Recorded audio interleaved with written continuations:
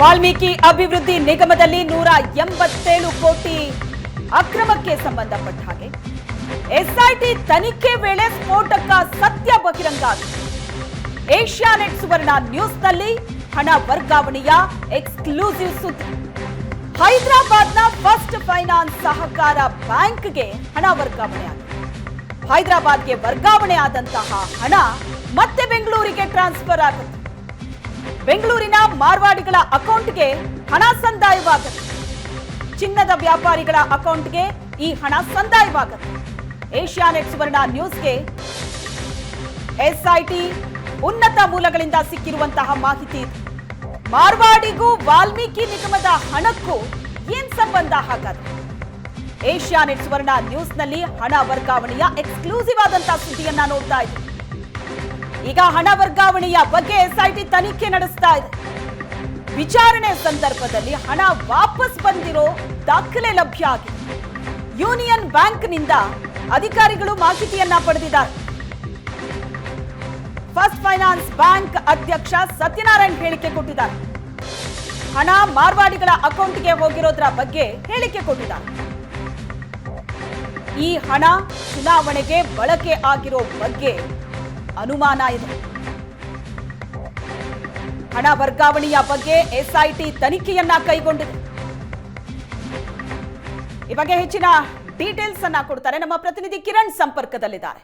ಕಿರಣ್, ಈ ಹಣ ವರ್ಗಾವಣೆಯ ಹಿಸ್ಟ್ರಿಯನ್ನ ನೋಡ್ತಾ ಹೋದ್ರೆ ಇದು ಬಹಳ ಅಚ್ಚರಿ ಅಂತ ಅನ್ಸತ್ತೆ. ಎಲ್ಲಿಂದ ಎಲ್ಲಿಗೆ ಬರುತ್ತೆ ಇದು ಹಣ ಅಂತ ಈಗ ಒಂದಷ್ಟು ದಾಖಲೆ ಕೂಡ ಲಭ್ಯ ಆಗಿದ್ದು, ಈ ಹಣ ವರ್ಗಾವಣೆಯ ಕುರಿತಂತೆ ಈಗ ಎಸ್ಐಟಿ ಅಧಿಕಾರಿಗಳು ತನಿಖೆ ನಡೆಸಿದ್ದಾರೆ. ಸದ್ಯಕ್ಕೆ ಏನೆಲ್ಲ ವಿಷಯ ಬಹಿರಂಗ ಆಗ್ತಾ ಇದೆ ಈ ಹಣ ವರ್ಗಾವಣೆ ವಿಚಾರದಲ್ಲಿ?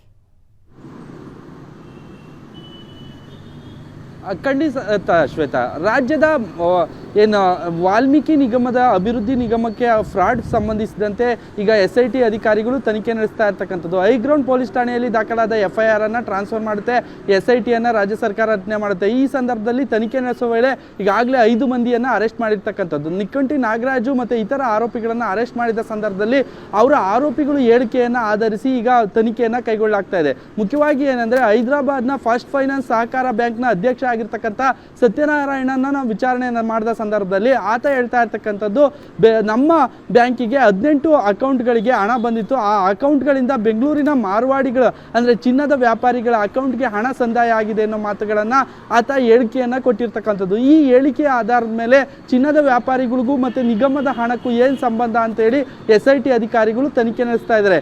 ಯಾಕೆ ಹಣ ಅಲ್ಲಿಗೆ ಸಂದಾಯ ಆಯಿತು, ಫಸ್ಟ್ ಫೈನಾನ್ಸ್ ಸಹಕಾರ ಬ್ಯಾಂಕಿಗೆ ಏನಕ್ಕೆ ಹೋಯ್ತು, ಅಲ್ಲಿಂದ ಯಾಕೆ ವಾಪಸ್ ಬೆಂಗಳೂರಿಗೆ ಬಂದಿದೆ ಅನ್ನೋದ್ರ ಬಗ್ಗೆಯೂ ಸಹ SIT ತಂಡ ದಾಖಲೆಗಳನ್ನು ತರಿಸ್ಕೊಂಡು ಯೂನಿಯನ್ ಬ್ಯಾಂಕಿಂದ ಅಧಿಕಾರಿಗಳಿಂದ ದಾಖಲೆಗಳನ್ನು ಮತ್ತು ಟ್ರಾನ್ಸಾಕ್ಷನ್ ಡೀಟೇಲನ್ನು ತೆಗೆದುಕೊಂಡು ಈಗ ತನಿಖೆ ನಡೆಸ್ತಾ ಇರ್ತಕ್ಕಂಥದ್ದು. ಆ ತನಿಖೆ ವೇಳೆ ಬೆಂಗಳೂರಿನ ಮಾರ್ವಾಡಿಗಳ ಅಕೌಂಟ್ಗೆ ಹೇಗೆ ಹಣ ಬಂತು ಅನ್ನೋದ್ರ ಬಗ್ಗೆಯೂ ಸಹ ಪರಿಶೀಲನೆ ನಡೆಸ್ತಾ ಇದ್ದಾರೆ.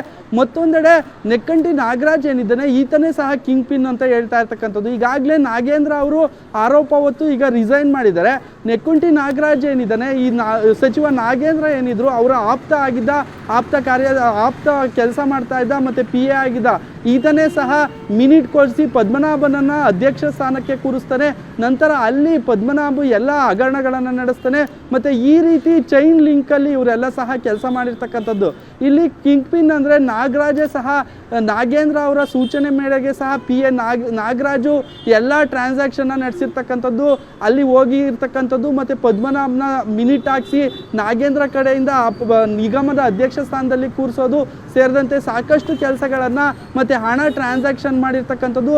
ಮತ್ತು ನಾಗೇಂದ್ರ ಅವರ ಮೂಲಕ ಫೋನ್ಗಳನ್ನು ಮಾತಾಡೋದಕ್ಕೆ ನಾಗರಾಜು ಹೋಗಿ ಆಫೀಸ್ಗೆ ಅಧಿಕಾರಿಗಳ ಮೇಲೆ ಒತ್ತಡ ಹಾಕ್ಸಿರ್ತಕ್ಕಂಥದ್ದು, ನಕಲಿ ಸೀಲು, ಲೆಟರ್ ಹೆಡ್ಡು ಮತ್ತು ಬ್ಯಾಂಕ್ಗೆ ಸೀಲು ಸೈನು ಹಾಕಿ ಎಲ್ಲ ಲೆಟರ್ ಹೆಡ್ ಕೊಟ್ಟಿರ್ತಕ್ಕಂಥದ್ದು, ಚೆಕ್ಗಳನ್ನು ಪಾಸ್ ಆಗುವಂತೆ ಸಹ ಮಾಡಿರ್ತಕ್ಕಂಥದ್ದು, ಅಧಿಕಾರಿಗಳ ಜೊತೆ ಮಿಂಗಲ್ ಆಗಿರ್ತಕ್ಕಂಥದ್ದು ಎಲ್ಲ ಸಹ ನಾಗರಾಜು, ಪದ್ಮನಾಭು ಮತ್ತು ಏನಿದ್ದಾರೆ ಈ ಆರೋಪಿಗಳೇನಿದ್ದಾರೆ ಪರಶುರಾಮು, ಸತ್ಯನಾರಾಯಣ ಮತ್ತು ನಾಗೇಶ್ವರ್ ರಾವ್ ಏನಿದ್ದಾರೆ ಇವರೆಲ್ಲರೂ ಸೇರ್ಕೊಂಡು ಮಾಡಿದ್ದಾರೆ ಅನ್ನೋದು ಗೊತ್ತಾಗ್ತಾ ಇರ್ತಕ್ಕಂಥದ್ದು. SIT ತಂಡ ಇನ್ನಿಬ್ಬರು ಆರೋಪಿಗಳಿಗೂ ಸಹ ಬಲೆ ಬೀಸಿರ್ತಕ್ಕಂಥದ್ದು.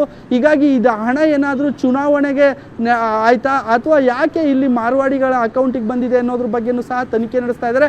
SIT ಅಧಿಕಾರಿಗಳು ಹೇಳೋದು ಆರೋಪಿಗಳ ಹೇಳಿಕೆಯನ್ನು ನಾವು ನಂಬೋದಕ್ಕಾಗ್ತಾ ಇಲ್ಲ, ಬೆಂಗಳೂರಿನ ಮಾರ್ವಾಡಿಗಳ ಅಕೌಂಟ್ಗೆ ಕಳಿಸಿದ್ದೀವಿ ಅಂತ ಹೇಳ್ತಾರೆ. ಕೆಲವು ಬ್ಯಾಂಕ್ ಡೀಟೇಲ್ಗಳನ್ನ ಕೊಡ್ತಾ ಇದ್ದಾರೆ. ಆದರೆ ಕೆಲವು ಹಣ ಏನಿದೆ ಮತ್ತಷ್ಟು ಹಣ ಚುನಾವಣೆಗೆ ಅಲ್ಲಿ ಬಳಕೆ ಆಗಿದೆ ಅನ್ನೋ ಆರೋಪ ಸಹ ಕೇಳಿಬರ್ತಾ ಇರ್ತಕ್ಕಂಥದ್ದು. ಹೀಗಾಗಿ ಸತ್ಯನಾರಾಯಣ ಕೊಡ್ತಕ್ಕಂಥ ಹೇಳಿಕೆಯನ್ನು ನಾವು ನಂಬೋದಕ್ಕೆ ಸಾಧ್ಯ ಆಗ್ತಾ ಇಲ್ಲ ಅಂತ ಹೇಳಿ SIT ಉನ್ನತ ಮೂಲಗಳ ಅಧಿಕಾರಿಗಳು ಹೇಳ್ತಾ ಇರ್ತಕ್ಕಂಥದ್ದು. ಹೀಗಾಗಿ ಎಲ್ಲೋ ಒಂದು ಕಡೆ SIT ಕೂಡ ದ್ವಂದ್ವದಲ್ಲಿರ್ತಕ್ಕಂಥದ್ದು. ಎಲ್ಲಿಗೆ ಹಣ ಹೋಯ್ತು, ಯಾವ ಅಕೌಂಟ್ಗೆ ಹೋಯ್ತು ಅನ್ನೋದು 18 ನಕಲಿ ಬ್ಯಾಂಕ್ಗಳಿಗೆ ಹೋಗಿರೋದು ಪಕ್ಕ ಆಗ್ತಾ ಇರ್ತಕ್ಕಂಥದ್ದು. ಆದರೆ ಹಣ ಡ್ರಾ ಆಗಿದ್ದು ಎಲ್ಲೆಲ್ಲಿ ಹೋಗಿದೆ ಅನ್ನೋದ್ರ ಬಗ್ಗೆನೂ ಸಹ SIT ತಂಡ ಈಗ ತನಿಖೆ ನಡೆಸ್ತಾ ಇರ್ತಕ್ಕಂಥದ್ದು. ಈಗ 45 ಕೋಟಿ ಹಣವನ್ನು ಫ್ರೀಸ್ ಮಾಡಿ ಮತ್ತೊಂದೆಡೆ ಸತ್ಯನಾರಾಯಣ್ ಇತರ ಆರೋಪಿಗಳನ್ನ ಕಸ್ಟಡಿಗೆ ಪಡೆದು ವಿಚಾರಣೆ ನಡೆಸ್ತಾ ಇದ್ದಾರೆ. ಶ್ವೇತಾ, ಥ್ಯಾಂಕ್ ಯು ಕಿರಣ್ ನಿಮ್ಮೆಲ್ಲ ಡೀಟೇಲ್ಸ್ಗೆ.